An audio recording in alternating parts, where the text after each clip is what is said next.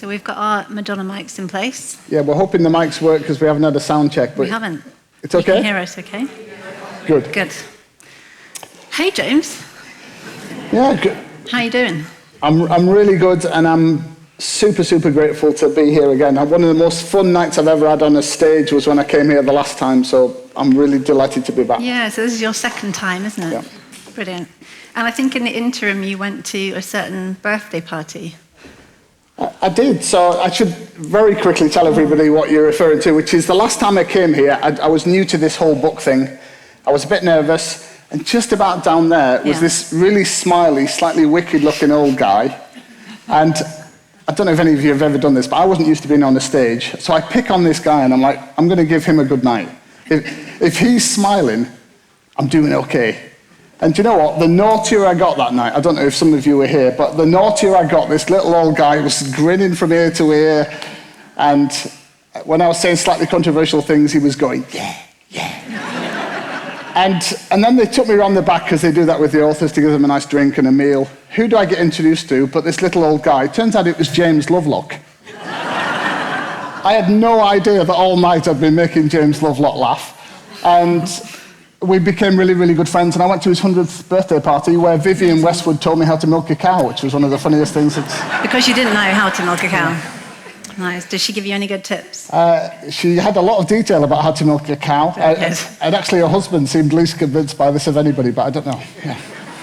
Well, moving on from Vivienne Westwood and milking cows. Oh, that was a bit of a noise, wasn't it? I think we're okay now. The farm. How's everything at the farm? So we're in November. We're coming into winter.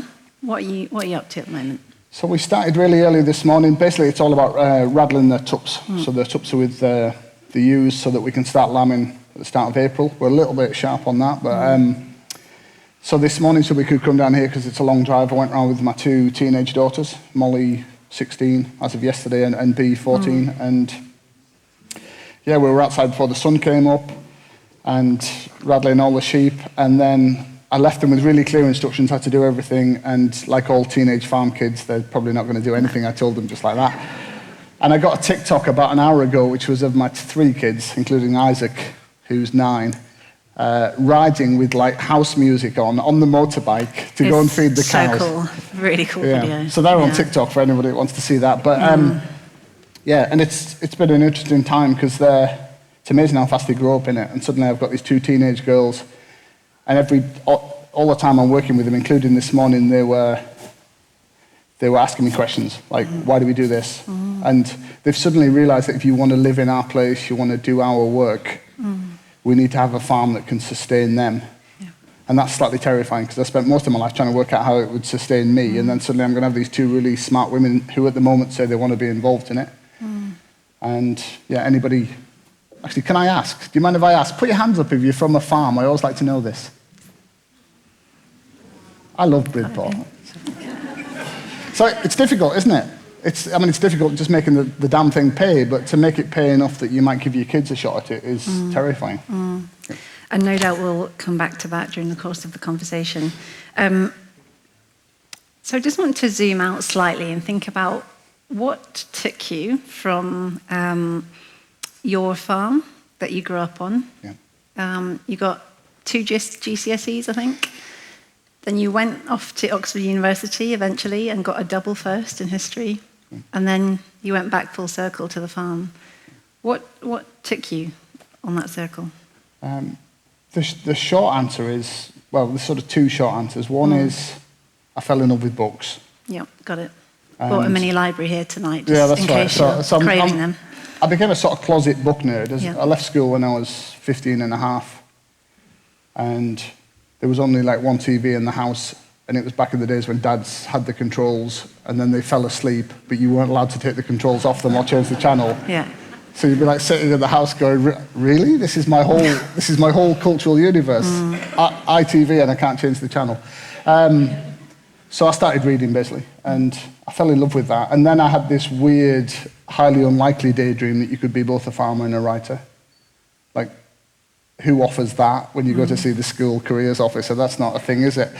No, it should be. Yeah, perhaps it should be. Yeah. And Yeah, so I've had this funny journey that I wrote about in the first book where I went back to school in my 20s, and that was a more personal dynamic. The farm was struggling to make any money, and at that time in my life, it later came full circle and he became my friend and I loved him very dearly, but at that time in my life I had a really difficult relationship with my dad. A bit like my two daughters might have with me in a few years' time when they realise that there's not much money and dad thinks he's in charge. And so yeah, that led to sort of quite an intense relationship, and I met my wife Helen and she said, well, why don't you go back to school? And I did that and I ended up at university. And the thing went full circle about 3 weeks ago because they invited me back to my old college at Oxford. Yeah. And when I went there last time, I was sort of pretending. I was sort of playing a game to get the thing done. So nobody really knew who I was. But now everyone knows who I am because they've read my book. So I went back and did a lecture. It felt like the first time I'd been there when I was me. And yeah, it's kind of nice to have this distinguished, Bridport's distinguished, but that was another kind of distinguished there, and rescued Good that. save, yeah. To be in front of all those clever people who I used to think weren't interested in really who I was or farming, and for them to be really into it, either the world's changed or I've become more able to communicate who I am in a way that's useful. And the truth is, all of this comes. What never stopped with me, and I don't think it ever will stay until the day I die, is I think farming's important. I think food's important. I don't think we're going to sort out any of the big environmental stuff unless we take those two things seriously. I grew up loving and admiring, partly because they were my people, farming people, and I just think it matters. I just think it really deeply matters, and I love farming people, and I love farming at its best. Clearly there's some difficult things to talk about too. And I'm a slightly weird hybrid thing now where I write books and I still am a small farmer. And if I can use that to platform the things I care about and the things my wife cares about, then I'm just trying to be as grown up and useful as I can be with that, really. Yeah, it's diversifying, I guess. Yeah. Yeah. In some ways, it feels like the shepherd's life was you kind of saying, here we are, this is who we are, we want a voice. Kind of almost taking your place in the world. And then your second book, English Pastoral, almost felt like, right, I've got that voice now, I'm going to use it. Yeah. That's true. The first one's easy, because like I say in this book, I was a proud little Spartan. I really was. I was the kind of teenager that was so proud of his family and his flock of sheep and his farm. I thought it was the center of the universe, like unquestionably the center of the universe, our farm. And so that's easy to communicate that pride and love, and to just say to everybody, look, this is who I was as this farm kid, and this is who I think farm kids think they are, and this is why you might want to pay attention to it. The second one's harder. In fact, the second one scared the hell out of me when I sat down to write it, because you think, hang on, I've just defended my people, and now I'm going to be the guy that tells them that there's some really significant problems with farming, and I'm having interesting conversations all the time at the moment, so I'll be very, very lucky. Most farmers seem to like me or have a degree of respect for me, so that I don't get a lot of grief from farmers. But when I went to the autumn sheep sales this last month, I had one or two interesting conversations with old farmers who are friends of my dad, and they'll say, I've read your book. I didn't reckon much of the bullshit about the environment in the middle. Yeah. But I got through it, and it was gay good. And you think, oh, all right. That's good praise. That's all right. And to be honest, I can't hide in just the comfy stuff, can I? I mean, you can, as a writer.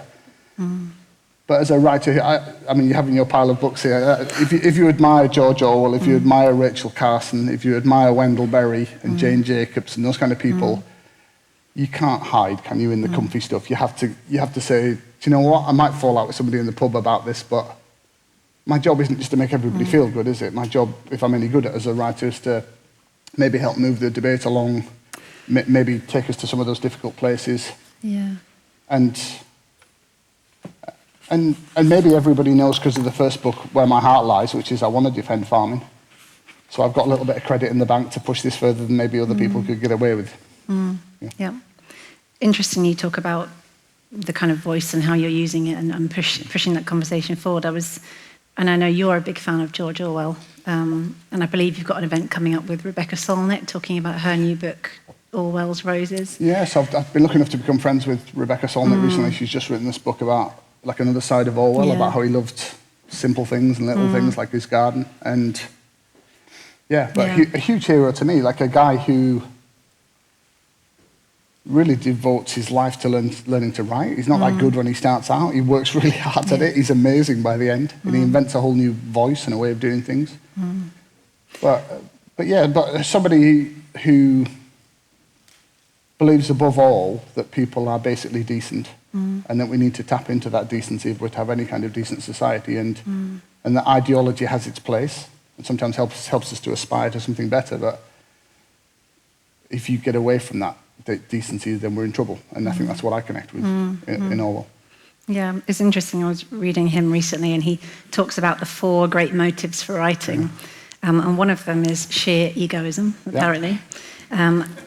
But he goes on to talk about aesthetic enthusiasm, a love of beauty, the historical impulse, and a political purpose is his 4th motivation, and kind of a desire to push the world in a certain direction to alter other people's idea of the kind of society that they should strive after. Yeah.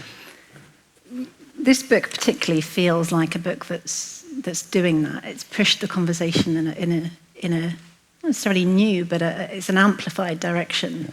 I wonder if you could just... So for those who haven't read the book, the introduction is James when he's a young boy in the back of your grandfather's tractor. I just wonder if you might read that extract here. So this whole page? Until you get bored. Okay. You sprung me on this. You didn't tell me I was reading. Okay. Every journey must start somewhere, and this is where mine began. I sat in the back of that tractor with the old man in front of me, and for the first time in my life, I thought about who we were and what the field was, and the relationship between the goals and the plough. I was a boy living through the last days of an ancient farming world. I didn't know what was coming or why, and some of it would take years to reach our fields, but I sensed that day might be worth remembering. This book tells the story of the old world and what it became. It's the story of a global revolution as it played out in the fields of my family's 2 small farms. My father's rented farm in the Eden Valley, which we left nearly 2 decades ago now, and my grandfather's little Lake District fell farm 17 miles to the west, where I live and work today. It's the story, warts and all, of what farming was like here in my childhood and what it became.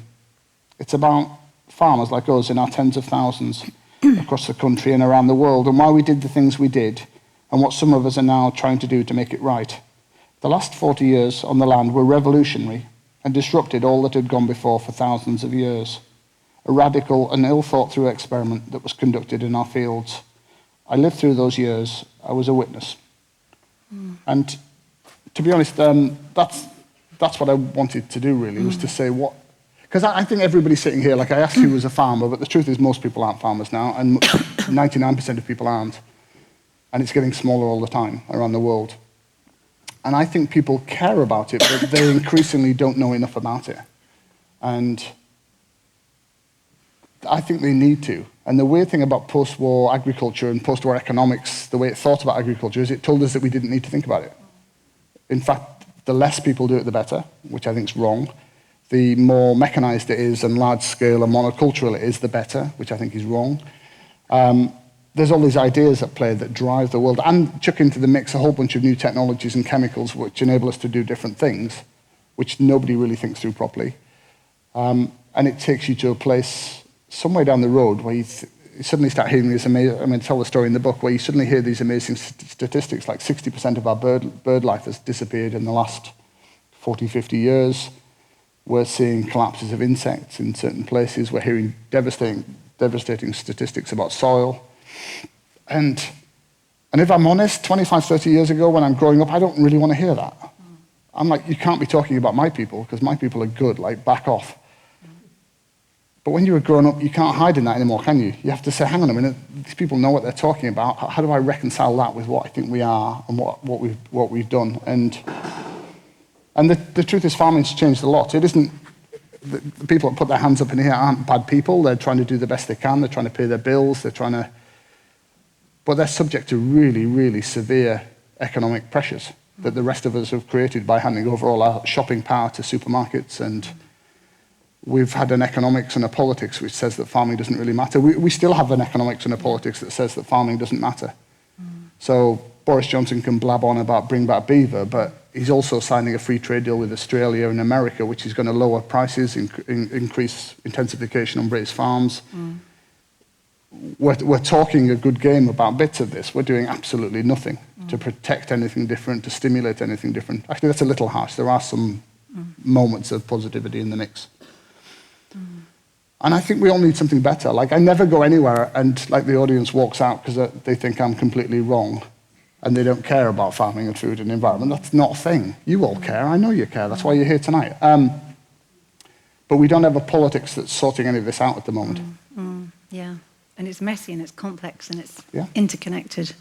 That's something that I know you're a fan of, Wendell Berry, and I am too, an American farmer and author based in Kentucky in the US.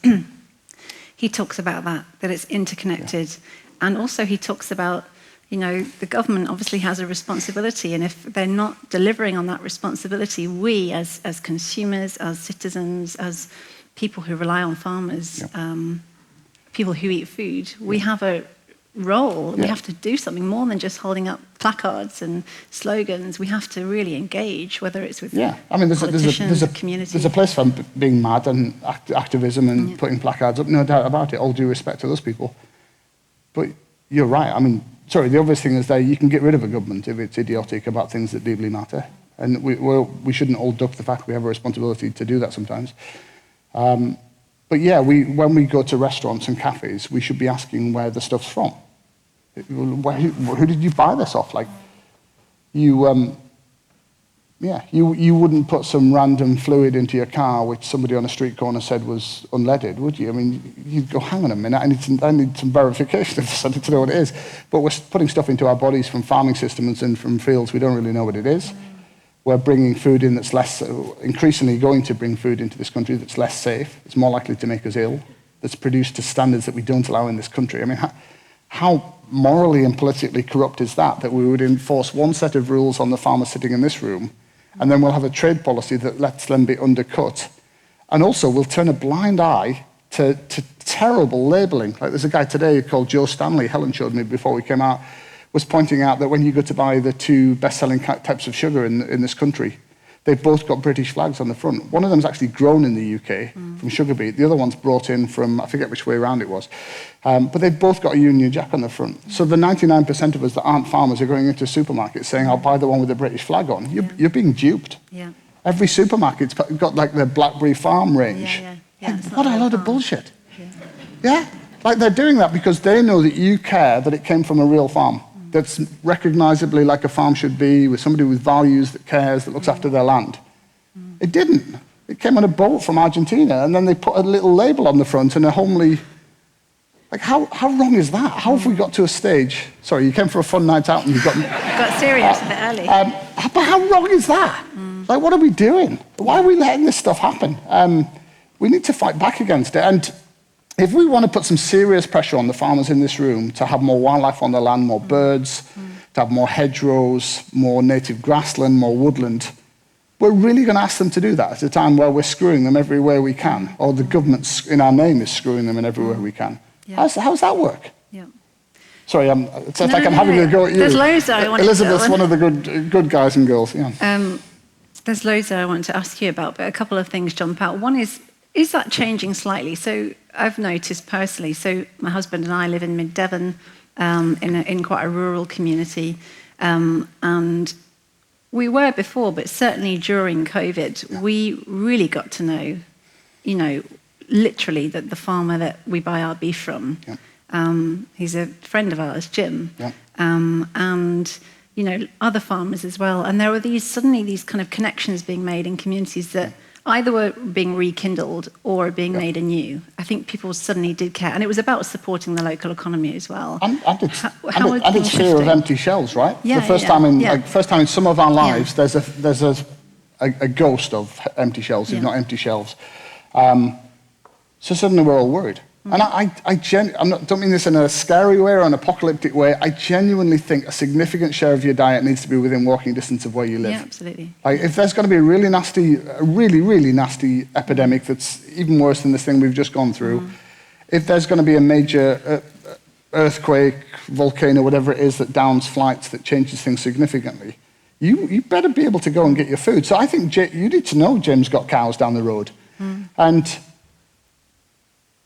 it's in both of your interests, really. Like, they've told us that all that matters is that we have sort of just-in-time food systems that are super cheap, super accessible. They've missed some things off the list. It needs to be robust and resilient and capable of feeding you when things go wrong. And if that costs a bit more, frankly, it has to cost a bit more. So in America, they now spend 7% of household budgets on food. I think it's still 14 or 15% in Italy. There's literally choices we can make here about how much of our household budgets we want to spend on food. We used to spend about 30%. It used to be 33, 34% in our parents' day. Yeah. It's a remarkable lowering of it. And don't get me wrong, we have like politicians and people come to our farm and they want to learn, and sometimes they seem like reasonable people, and you spend a bit of time with them and all the rest of it. And then they go back. I'm nearly sick of that bullshit because they like the low point for me is when everybody got excited because Michael Gove was talking about doing the sort of rewilding. I'm not necessarily against that, but he's doing the rewilding. We're going to have way more nature. We're going to get the sort of turn the nature clock back to something that's much better. And in the same speeches, and we somehow managed to overlook it, he was saying, and we'll have the productivity of North America. Like, how? Yeah. Like, come off the stage and tell me, Michael, how does that work? Like, how do I do that in my fields? Because I haven't got a freaking clue how you do that. There's a lot of sort of structurally bad thinking going on about what we want.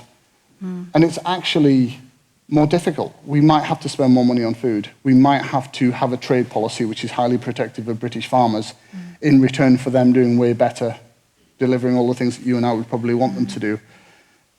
It may be that we need supermarkets to be arbiters on our behalf, because let's get real, most shopping's done, I'm sure it shouldn't be, but most shopping's done by women. It's often done by women with the kids with them. Have they got time to work it? However brilliant those mums are, have they got time to work everything out in the supermarket? Of course they haven't. Yeah. They just haven't. They need politicians, supermarkets, wholesalers, retailers to enforce some of this stuff. That it comes from good farming systems. I think we should say something funny, otherwise everyone's going to burst into tears. Quick, say something funny. It's not funny at all, it's kind of carrying on the same thing. But so I didn't actually introduce myself. I should do, because then that sets up the next question. So I'm a district councillor in Devon. I'm also a writer and a coach, and I work with organisations in rural communities in Devon, but also internationally, predominantly Africa. But one of the other things I do is I'm a trustee of my local food bank. And they were, the demand on their services in the last 18 months has just been unprecedented. Yeah. So on the one hand, and we've got, a population expected to rise to 10 billion by 2050. So on the one hand, there are mouths to feed and people unable to pay for food. Yeah. And on the other hand, like in your book, you talk about, I think you say, I'm terrified of going broke, and farming for nature is economic suicide. Yeah. How do we, is it about shifting bad spending to good spending so that those things aren't happening? What would you do if you were setting the autumn budget or in power? How do we change that? Those are good questions. Those are the questions. Thank you very much. They're good because they're all of our questions, right? So I think trade policy is absolutely vital. I think we have... I totally understand why people think free trade's a good thing. In an ideal world, you have free trade, everybody competes with each other, it's all fine. In the real world, where you want something different to happen on English fields than everywhere else, you have to have a protective trade policy. I would start with that. There are farming practices which not every farmer in this room or in the world would agree with me are problematic, but I think are deeply problematic. I think you'd have a public debate and you convince most people they're problematic. So if we don't want battery hens in the UK, probably most people agree with you, you stop that thing happening, or you did stop that thing happening. If you want to reduce the amount of fossil fuel fertilizers used in British agriculture, you use law to regulate, to change that. Now, would you do that overnight and risk the food supply? No, you wouldn't. You'd do it gradually and carefully, and you'd have to help farmers to transition to something else. So I would just sort of start with trade policy. I would start with using regulation and law. You need a much more enlightened kind of politics about what we want to see. And for me, it would be a fusion of food, farming, and environment. Yep. When we separate those things, we just it just doesn't work. Yeah. It just doesn't work in a UK setting. I'm not against, in fact, I think I'm in favour of, if you can find places, and I'm not going to say where at because I'll offend somebody, but if you can find places in the UK where there's a large landowner or there's a community that wants to do rewilding, then who am I to say they shouldn't? I can see exactly why that's a good thing ecologically in some places, and that we might need it in the mix. But the truth is, in most English landscapes, they've been peopled for a very, very long time. Those people are deeply set. They have mortgages, they have debt. They're trying to hold on and pay their bills. They've got kids like I have. They're not going to go anywhere. So we can get people out of landscapes. So what's the next best thing? The next best thing is the most enlightened land sharing that you can possibly have. And I think some of that's going to come from the market, some from politicians, some from maybe wholesalers catching up and retailers catching up. And some of it's going to come from changing mindsets in farmers. And I'm pleased to say I think that's happening, not with every farmer, but there is a hell of a lot of farmers now interested in how you look after soil health, how you change animal welfare, how you'd experiment with new things, how you do sort of mixed livestock and cropping in a way that would build soil. There's various words for that, sort of agroecological farming, there's regenerative agriculture, whatever words you like. There's a hell of a lot of us interested in that, and I think it needs supporting. So I'd slowly phase out some of the stuff we least want with law. And all the support that you put into agriculture, I would put into helping people to transition to something else. But I will tell you one sad thing, which is I've spent the last 5 or 6 years trying to do all that on my farm, only to realize that just because you're the good guy doesn't mean you're still going to make good money. On a small hill farm in the Lake District, we're going to have to hustle. We always had to hustle, is the truth of it, if you look at the history of it. So my conversations with my daughters are partly about what kind of farm we can be, and they're partly about what kind of education they might need to do something else alongside it, or what kind of other business we might do in the place where we live. And that's okay. I don't think you or anybody in this room owes me some kind of really comfortable living through subsidies. But I do think if I can look after a significant chunk of the Lake District Valley, I can make it beautiful, I fill it with wildlife, I give you everything that you say you want. If that doesn't pay through producing lamb or sheep or some of the other things that come out of it, there's got to be another way that earns income for it. Yeah. Again, lots I could touch on there, but I just want to go back to what you were saying about language and the words we use. So you mentioned agroecology and regenerative farming. I think words are really important in food, farming, and nature. And you talk in your book about how agricultural colleges are really, it's business school, and it's about the kind of business of farming. And I'm just curious how the word agriculture, how do we bring the culture and the heritage and the story back into farming rather than just the kind of agribusiness side of things? And partly that's communities and local economies. What does that look like? I think you have to bring things together, right? Like I already said, you have to bring sort of farming, food, and environment together. You have to do that in the education. So there are some moves to change things. I think there is a course emerging about sustainable agriculture in one of the leading colleges at the moment. But until very recently, and I say this in the book, at one end of the corridor you've got kids learning about ecology, and at the other end of the room you've got kids learning how to grow more grain per acre, basically trying to work out what all the new technologies coming out of John Deere or whatever are, and how you would apply them to an English field to get more grain from it. And I think we need to mix those things up. And it's taking it out of silos where you only think about certain things and you start to think about it in the round. And it was interesting, the conversation I was having with Reconciling the other night about George Orwell was the fancy word is holistic thinking, isn't it? But the sort of George Orwell's thing is, okay, tell me about your ideology, but really, how is that going to work in a real world where people live and where they care about roses and they care about buttered toast and they like to go to the pub? Like, can we bring this thing back to the real world? Yeah. And I think we can. I think the vast majority of people, every time I see any surveys about free trade or lowering English food standards or lowering environmental regulation in Britain, something like 87, 93, between sort of 87 and 93% of British people say do not want that. And time, we have a government which is sort of immune to public pressure at the moment, but because of the numbers they've got. But most people in this room and outside in Britain care deeply about this. And so we have to make politicians step up and care about it.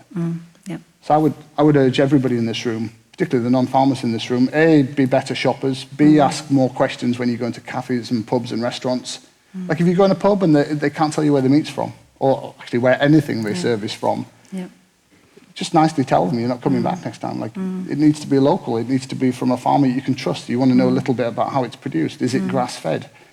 And the same in the supermarket. Like the poor manager in the supermarket does not want 200 people a day asking them about the vegetables. You better believe they'll start putting better labels on if 200 people a day do start asking them about it. We have to be more. We have to be more trouble. Yeah. Let's have more fun. This is still okay. Fun. So let's change tack for a bit. When my husband and I got married, we arranged our tables by our dream dinner party. So each table was called after someone that we would have our dream dinner party with. So we had C.J. Craig from The West Wing. Okay. I don't know if you've seen it. She's an absolute hero. You are too, but she's slightly kind of tops it. Ted Hughes was another table. I was going to quote something from him. We might come back to it, but it goes a bit serious again, so we might not. Who would be at your dream dinner party? That's good, isn't it? Thanks. I would have Jane Jacobs. She writes about cities. So Jane Jacobs writes about cities, this amazing radical in New York who takes on everybody. Everybody in the 1950s and 60s thinks they know what cities should be, which is dominated by cars, bigger and bigger buildings. It's all concrete and sort of brutalist and ugly, or they think it's beautiful at the time.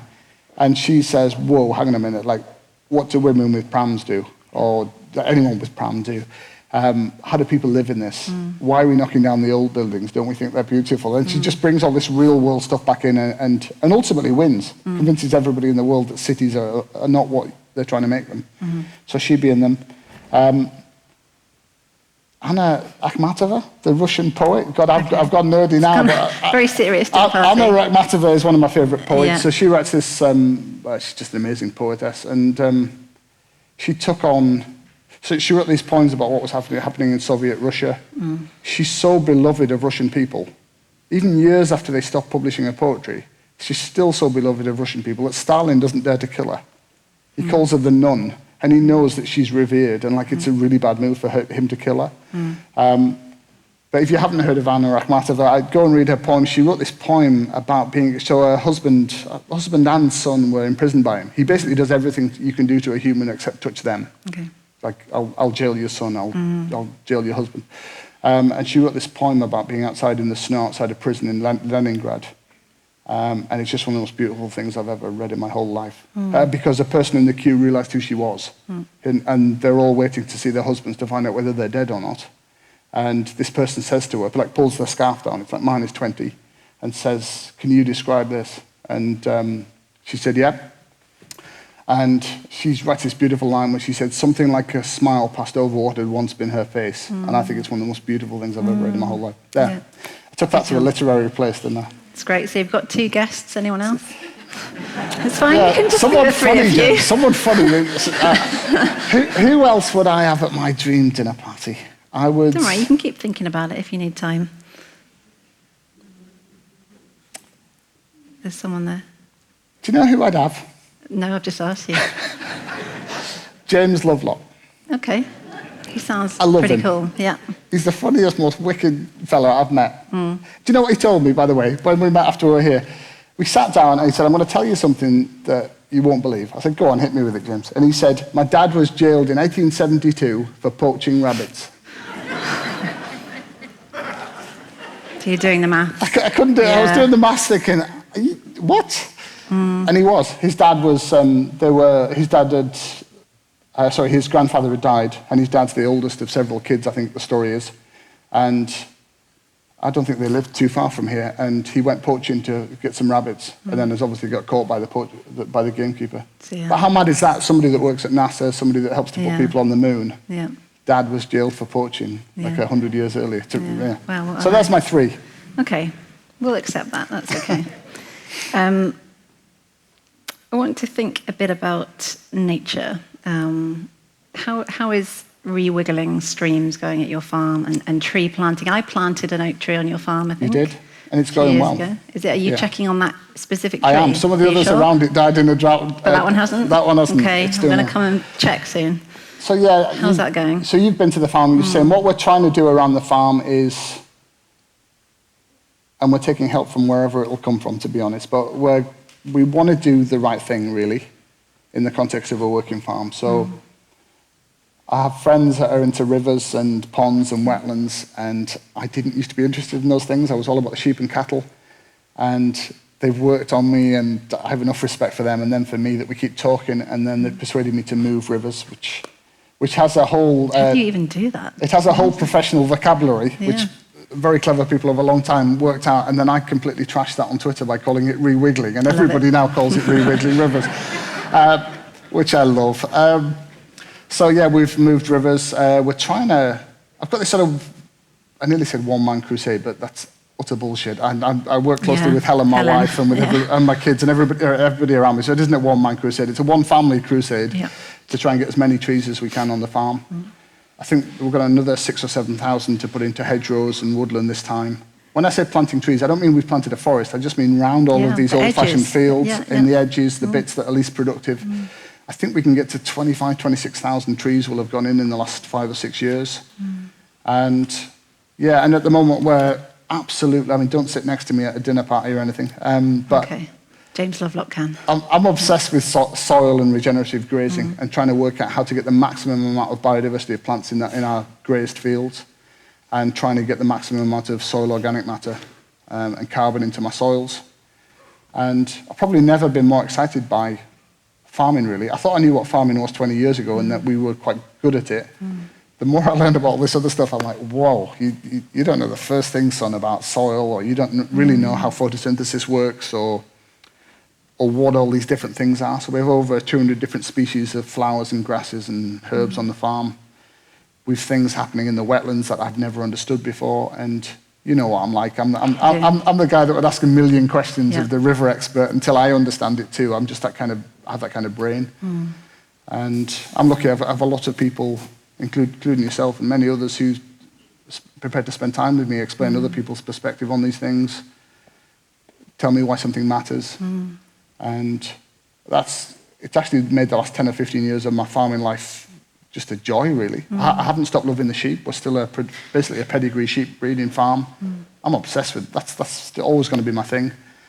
We breed pedigree belted Galloway cattle, which we're just working at the moment. I can't say we've done anything remarkable in. And then if I can do that in the context of a farm where we can do some really cool stuff and we can look after the land properly, then that's good. And I don't think I've ever really got past being that little Spartan. I still want to defend who we are and our right to be there. I think I've just had to grow up and realise that the best defence of us being there is that we're really good stewards of the land. We look after it properly. And I think the worst defence is go away, don't bother us, we're perfect, thanks. That's not a good defence. And I would argue to anybody I know there are people from the NFU here, I would say to the NFU and everybody in farming, do not make this a fight in which we're the reactionaries. Make this not a fight, firstly. Let's make it a conversation. And let's make it us owning quite honestly the issues. Sometimes having to push that back at everybody else. And let's say, look, it's not all on us. You're part of this too. And be the ones leading the charge on the change. And to be fair to the NFU, who I historically have had lots of disagreements with or didn't think they were progressive enough, there's a lot of good stuff happening in the NFU. I've got friends in the NFU that are smart and want to push that too. Now, that's difficult for them because I can say whatever I like, but they have to represent all the farmers. But just touching on that slightly, it makes me think of, in your book, you talk about communities and farmers around you who your perception was that they maybe feared outsiders. I think you talk about at one point. And there was a question around how do they weave in the story of outsiders into their own story. And it reminded me of, this wasn't what I was going to read out, but it made me think of Ted Hughes. In an introduction he wrote to a collection of poems called Moortown Diary. He talks about the isolated self-sufficiency of the old North Devon farmers, buried in their deep valleys, in the undateable cob-walled farms, hidden not only from the rest of England, but even from each other, connected by the Devonshire high-banked, deep-cut lanes. And there's something about, in my role as a district councillor, I've got to know a lot of local farmers. I don't have to as a councillor, but I have, and it's just been fascinating, the conversations that we've had. But do they distrust you? Because for anyone that doesn't know, so your background is more sort of environmental. They would think you were green or environmental, and they would think you were against them. They completely stereotyped me to begin with and thought I was against them. But actually, conversation by conversation, and you talk about this in the book, field by field, conversation by conversation, we can change stereotypes and perceptions and build relationships, and that's the only way that we're going to change some of these big, tricky things. I forgot my question. You interrupted No, that's all right. me. I think the general point is that you believe and I believe that we can find enough common ground to fix a lot of this stuff. Yeah. We need to. I think it's possible on the environmental side and on the farming side to take quite entrenched positions, get quite shouty at each other, and play sort of ping pong. Yeah. And I probably was part of that. You want to defend you ping it back at the person, like, well, go away with that crazy rewilding idea or whatever. I think what we need to do is what you're trying to do with your farmers that you meet after parish council meetings, and I'm trying to do by listening to the river guy on my farm, is just park that. Like, one of the best things I ever did, some of the people here will know me from being on Twitter and things, one of the best things I ever did was stop having those fights. And as quick as I can, I try to take a deep breath, and I usually direct message the person that I'm about to have a row with. And if they seem like they know what they're talking about, maybe they know about insects or ponds or something, I'll say, should we just skip the row bit? Yeah, like, would you like to come and, do you want to come and have a cup of tea and walk around and tell me what it is you think I'm doing wrong and what I'm doing right? Tell me the thing you know that you think I don't know. Sometimes they do. And then you can have a proper dialogue. And I increasingly do that with people that have really, really different views from me now, and I quite enjoy it. I enjoy taking them around the farm, and they're pleasantly surprised how much we've done. And I try to learn from them. I have no problem learning from somebody who knows something I don't. That's how you grow up, innit? That's how you grow. And that's what I was going to ask. A lot of the work you're doing, rewiggling, tree planting, all this stuff that you as you say yourself, you didn't know before, and you can't know it all as one person. No. How did you put those feelers out? How did you set up those kind of collaborative relationships and partnerships that have made it possible to do what you're doing? Because none of this happens in isolation. No. You talk about the myth of the macho lone farmer. You can't farm in isolation. You can't protect nature in isolation. How do you make those connections? So if you come to my farm on a good day, or maybe, I don't know, we're having like a gathering at night, you'd think, wow, James has a lot of ecologist friends. How did they all spring up? Yeah. But they didn't all just spring up. It's taken like 20 years. And the first one was a lady called Lucy Butler, who helped me with the river rewiggling.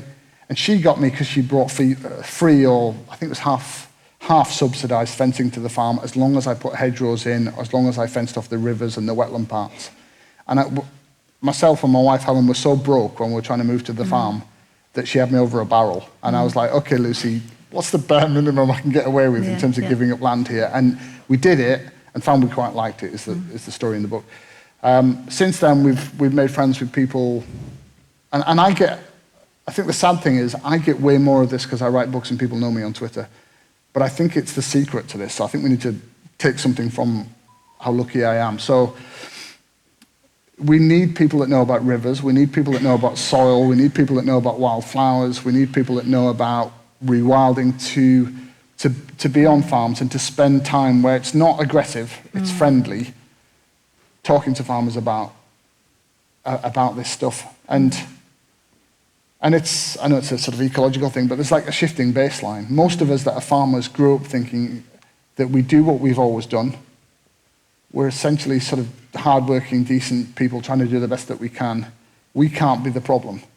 And it requires a degree of confidence and honesty, which is difficult if you're broke and you feel attacked, to look at it a little bit more critically and let other people talk to you about it. Like, I have a friend, Rob Dixon, who's a botanist.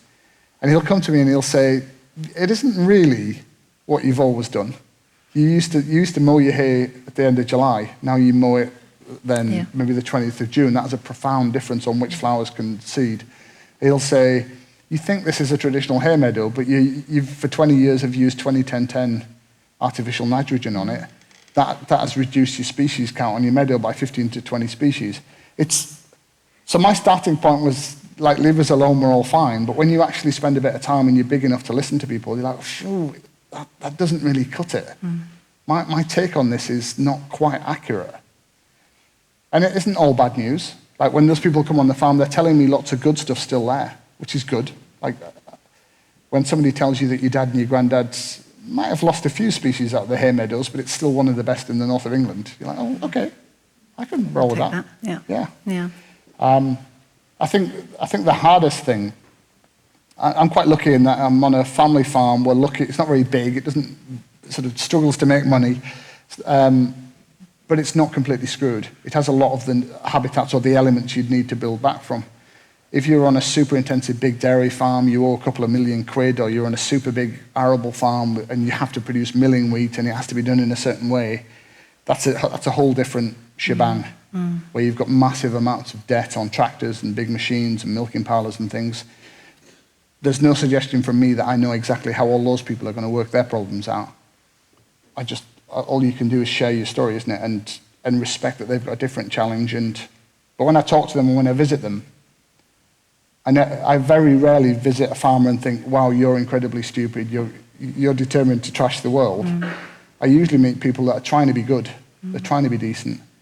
They've just got into systems that make it really hard to do that now. Yeah. Like imagine you're a dairy farmer, you owe 2 million quid, you're trying your best you can, it's all very, very marginal. And you sort of slowly realise that you're creating various problems for like the river, or your soil's not that great, but you don't know how to get out of it. Imagine how trapping that must feel. So I think whatever we think of certain kinds of farming, I think we need to keep a degree of empathy and fairness in these conversations. Final farming connected question, then I have a book question, and then we're going to open it up to some audience questions. Just on that point, really, I remember recently a farmer told me after a council meeting, he came up to me and said, I'm just confused. And this is after 2 years of him being sort of quite defensive when we spoke. I think he assumed I didn't like farmers, and actually I really want to support local farmers. Yeah. And he came up and he said, can we have coffee soon? I'm just really confused, and I want to know where to go to be able to get help on my farm and to know how to farm better for nature. And that was a really beautiful moment. I know a lot of farmers. Everyone knows what I think about farmers, I've already said, but they want to be good stewards of the land. And they actually, even the really tough cookies I know, they actually want to be respected. Yeah. They did not become farmers because they wanted to be public enemy number one. They want everyone to think they're looking after things and doing the best they can. So I personally think that's what you build back from. If you believe in land sharing, you believe in getting more nature back in the countryside, I think you have to find that love of their land that they have. You have to, and help them get to this other thing you want. And sometimes they won't understand the other thing that you want. But the absolute worst thing we can do is have a row. Like you and I pretty much suspect that if you and I had got on a stage 20 years ago, we could have found ways to have a more conflicted conversation. Yeah. But there's no point to that, is there? Really, there's a whole bunch of things you care about and I care about, and it's a big Venn diagram, and it's focusing on that. Well, it's not, it's probably very overlapping circles. Completely. I want to turn to writing, and then we'll open it up. English Pastoral, I was really aware when I was reading it that it's very accessible. You explain all the kind of jargony words that you use, and it's sort of written in short chunks. And my husband's actually reading it at the moment because he said, I'm not going to finish it in time for the event. And I was like, it's okay, don't worry. He said it reminded him of Hemingway, and I know that you're a fan of Hemingway, I think you are. There was something really just accessible about it. Can you talk a bit about that? Did you write it with a particular audience in mind? I did. I didn't really let you finish the question, but I did. All of my writing heroes had a lot of readers. It seems to me if you're going to be a writer, why would you not want to write something that everyone would read? I'm from a family where, my mum's quite bookish and did a whole term at Norwich University before she met my dad. So we're basically intellectuals that way. But my dad wasn't, and my granddad wasn't. There were people that maybe had, I don't want to be mean about them or whatever, or sound patronising, but people that would read 1 or 2 books in their life, or maybe an odd sports book or something. My dad couldn't spell some quite common words. You'd see notes he'd written, and it wasn't even a spell or anything like that. So Why do I want to write some highfalutin book that my own people can't read? I'm not going to lie. I want like my friends to read it. A lot of my friends I went to school with, God knows what they think of me now, but they're like lads that work as postmen or joiners and things like that, or they work on farms. I don't give two hoots for somebody fancying the university wanting to read my book, with all due respect.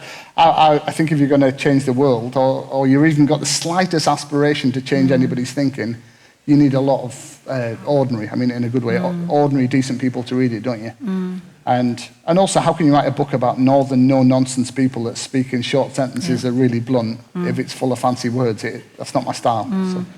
Yeah, there's a lot of beautiful nature writing out there, but to write it that succinctly reminds me, there's a quote from Mark Twain. He said something like, I would have written you a short letter, but I didn't have time, so I've written a long letter, to really distill down the message. I'm sure Tanya's trying to get our attention to do questions now. Hey, Tanya. Perfect timing. But you're absolutely right. I just as a stylistic belief, I think I care about all of my favourite writers are some of them are very elegant writers, but they're all super clear and concise, and I do like the Hemingway thing about like cutting everything superfluous out, so this thing's as clean and as pure as it can be. And if people like that, then I'm just incredibly lucky, and I'm very, very grateful lots of people read my books. So thank you. So there are some microphones somewhere. Crikey, there's loads of you. Oh, hello. There's a hand there.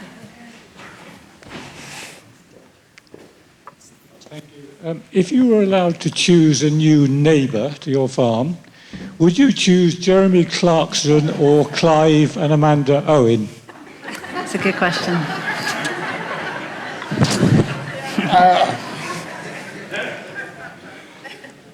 Crikey, that's some choice.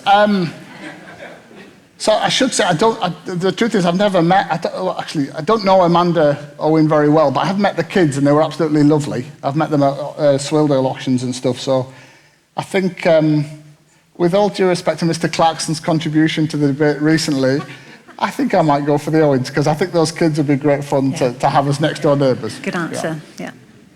But I will give Mr. Clarkson his due. I was deeply sceptical about that programme and haven't been a great fan of his things in the past. But he might have got more people to spend more time thinking about farm economics than anybody else in the last 30 years in this country. Yeah. We're watching it at the moment. It's brilliant. Yeah. Question down here. On the basis that... is that on? Yeah, it is.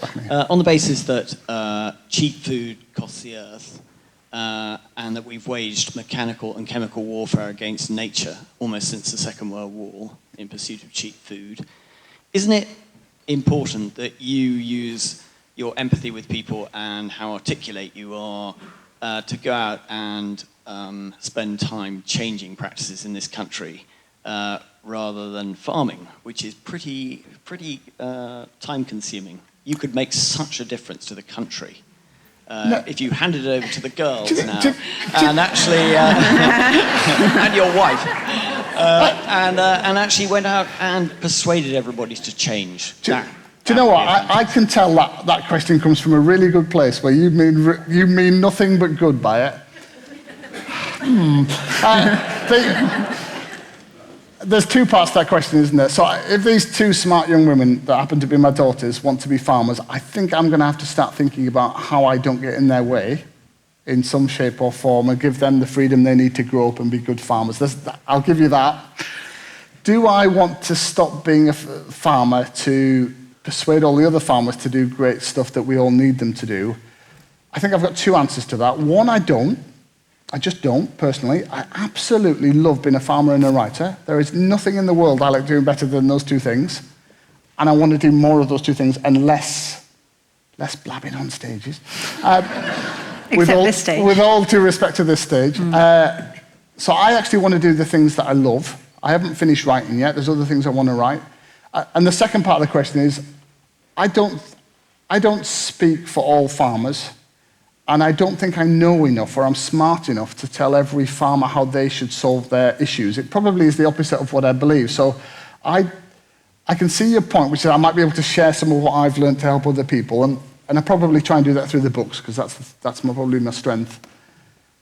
I'm not sure many other farmers would listen to me if I'm not genuinely a farmer, if I'm not genuinely in the trenches with them.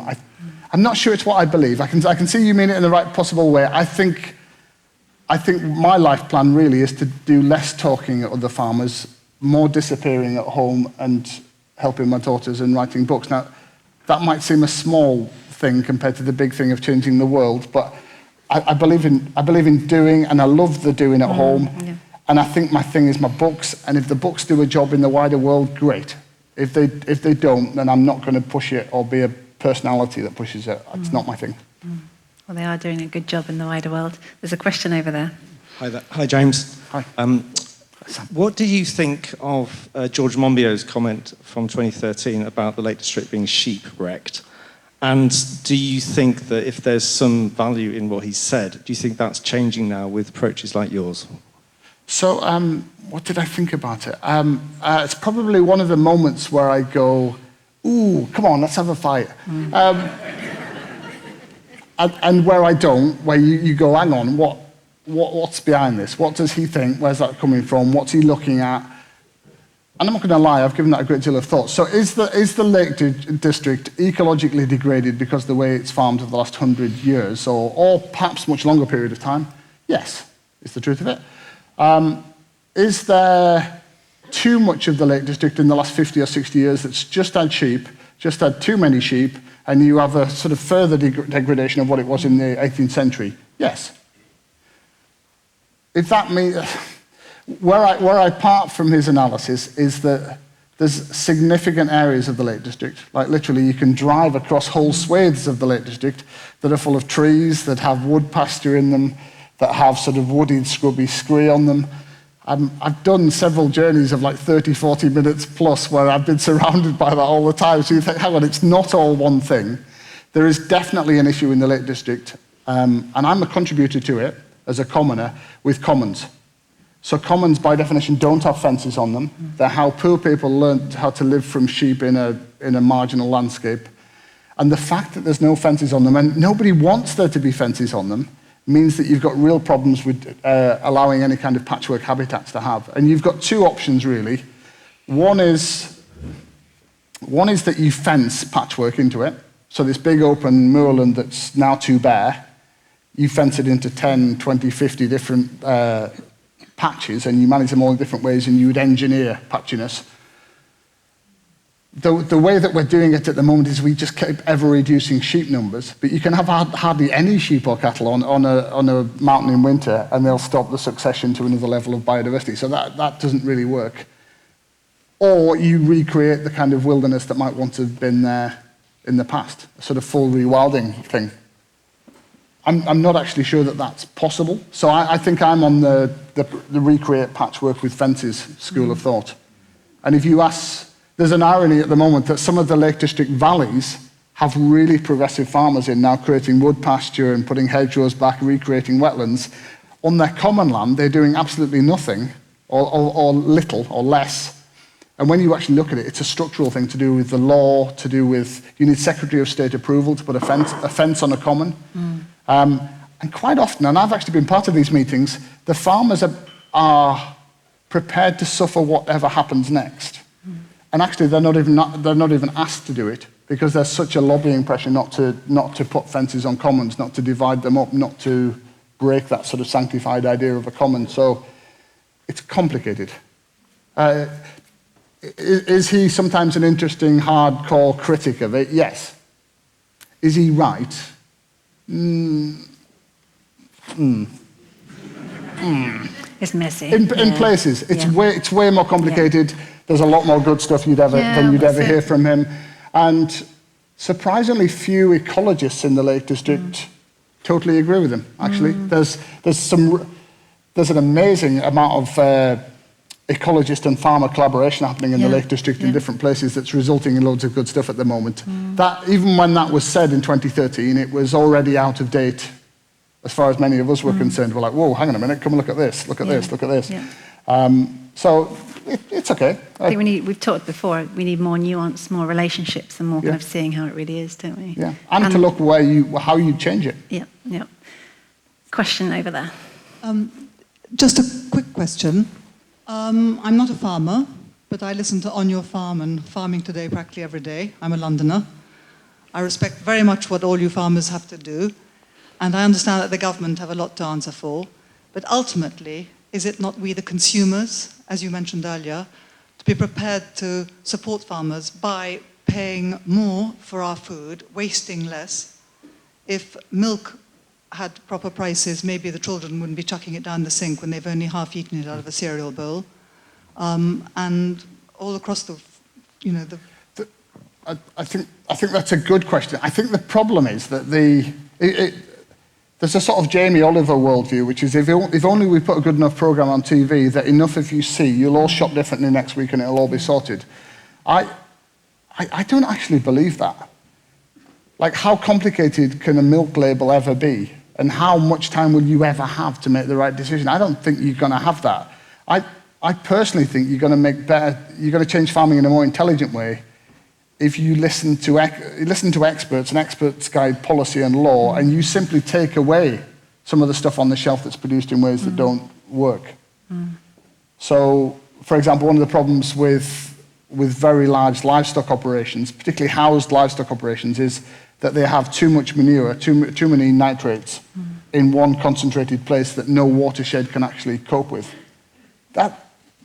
Can you ever sort that out by different labelling on milk in a supermarket? I don't actually think you can. Really, that's an Environment Agency thing where they just say, no, you can't have like a 5,000 cow dairy unit in that place, or maybe anywhere, because you just can't fit it into a landscape. So I think you can do great things as a consumer, but I don't think that's the place where we sort it all. Okay. Couple more questions? Any more questions? One over there.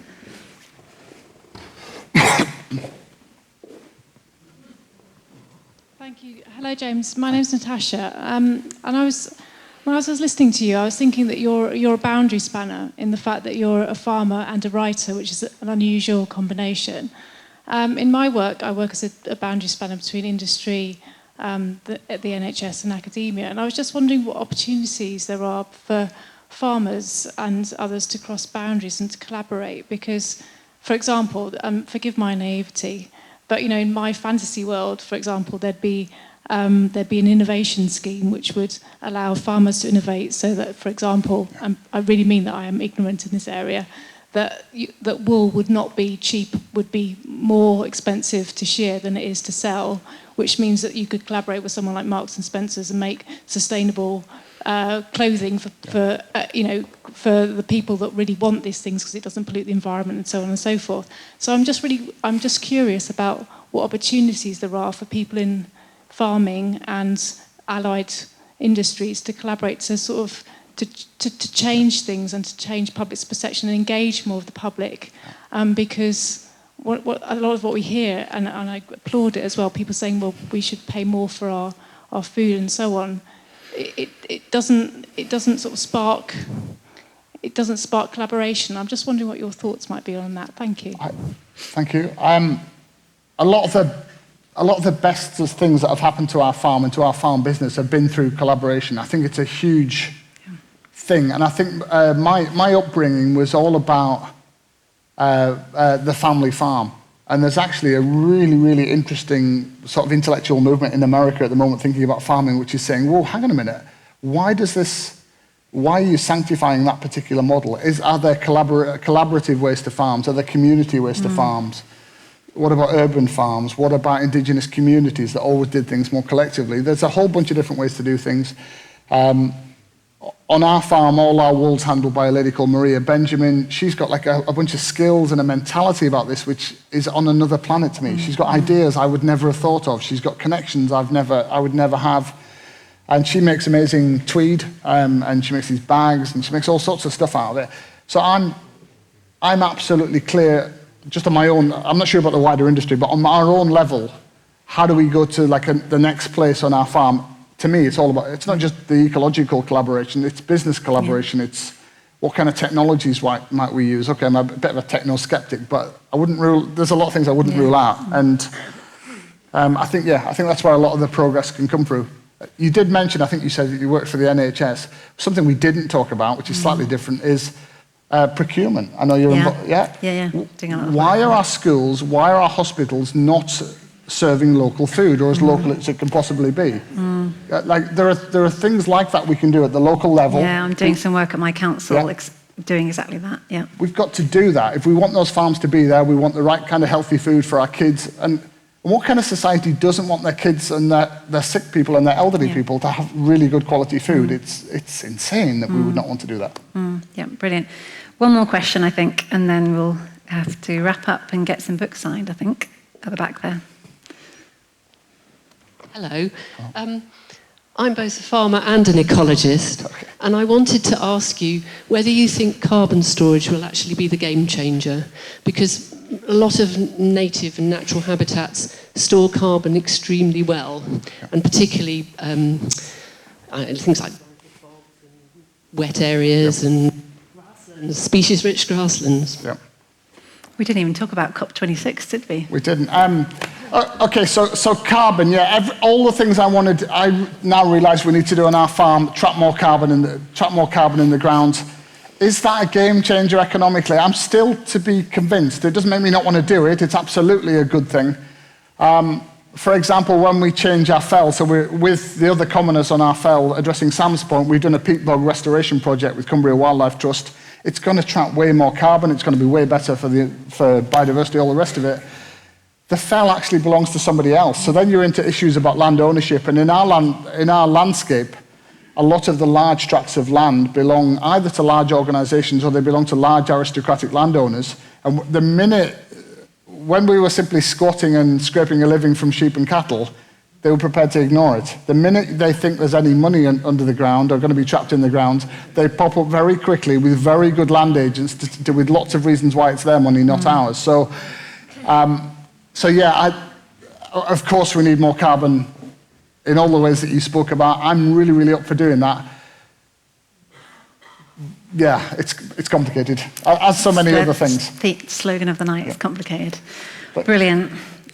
Were you about to add I was just going to say, I think we're nearly going to wrap up. Can I just say, there's a hell of a lot of people turned up tonight. I'm really, really humbled and grateful for you all coming. You've given up a night of your time. I hope I haven't been too boring, and I'm really, really grateful for you coming. Thank you very much. Let's say a big thanks to James.